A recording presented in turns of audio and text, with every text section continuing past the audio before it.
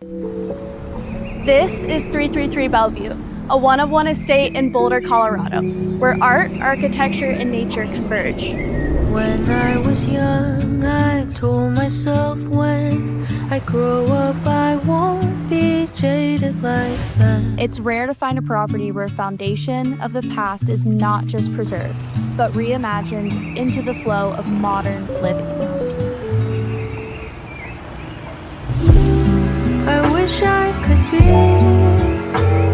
a hopeless romantic again. One of my favorite features about this home are the floor-to-ceiling windows. Here, CU Boulder and the Flatirons come together.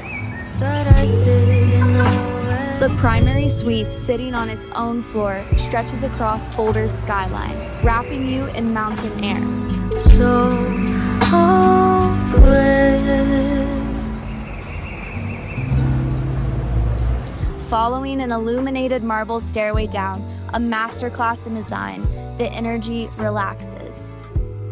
4 bedrooms and 2 bathrooms open out to the sun patio. With room for a pool site, this terrace is for quiet mornings and afternoon lounging. Just beyond the main residence, the detached ADU adds both flexibility and value.